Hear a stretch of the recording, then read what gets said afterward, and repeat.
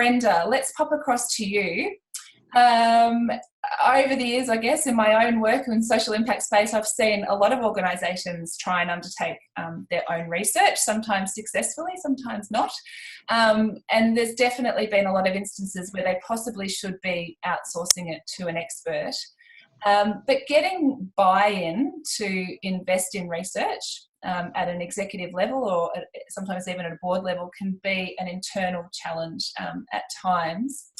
Brenda, if you're trying to build buy-in internally and you're a bit of an internal change agent and you want to invest in research services, what are some of the tools, advice and tips that you can give to internal stakeholders to really help build that level of buy-in? Sure, thanks.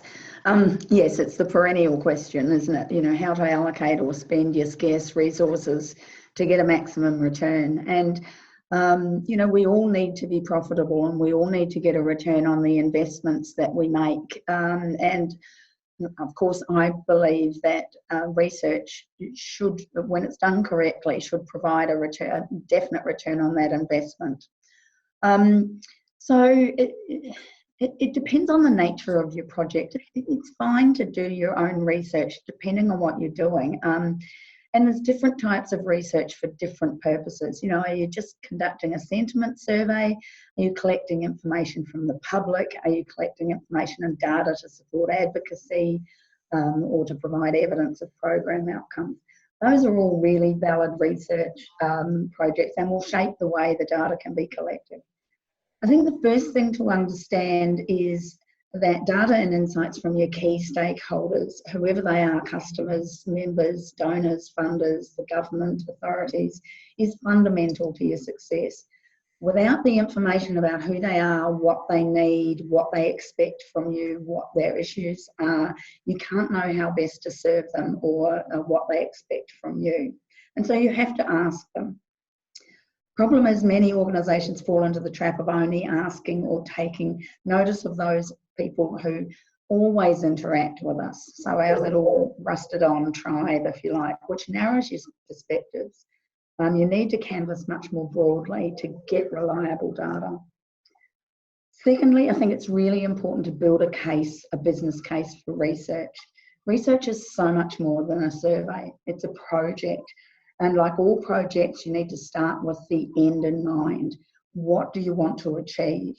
What knowledge gaps are you trying to fill? What information do you need? And who has that information? And how are you going to get that information to you? You know, that knowledge from those people that actually have it. So I would say that building a business case for the research is important, one that clearly articulates the need and outlines the benefits and outcomes that you expect from it. Another handy tip is to try and find a champion, if you can, either within the organisation or external to it.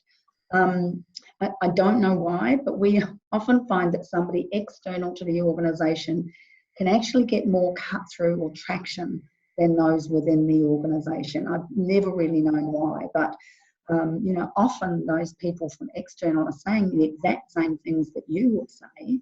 However, because it comes from outside, it seems to carry a little bit more weight. So if you can get a champion, you know, that will help you get that project up and running. The last thing I kind of want to mention is, at the end of the day, everybody is an expert in something, in some areas and not others. So I liken it, you know, to thinking about if you'd ask your butcher to cut your hair, would you ask your builder to provide you legal advice? Or would you ask your marketing manager to prepare your annual reports? And you wouldn't.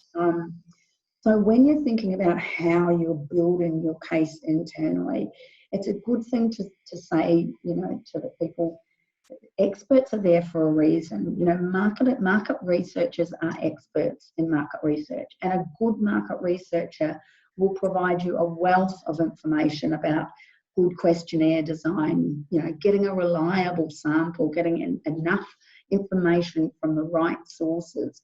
You know, impartial analysis, we have inherent biases, and we need somebody else to have a look at that data. And participant confidentiality, and that's a big one. You conduct it yourself, no matter how much you think, you tell people, oh, it's all anonymous. You actually know who's answering, and participants feel that. And so, you're getting that. External providers will provide you that. You'll provide your participants with the confidence to provide honest answers. So to sum up, I really think you need to build a business case, find a sponsor, find a champion, and think about the nature of the data that you're collecting and whether it would benefit from using an external expert. Great, fantastic. Thank you for that, Brenda. Talking of which, you mentioned in there about some of the, about surveys and people thinking that sometimes it's just only about a survey. Let's delve a little bit into that a little bit more if we can.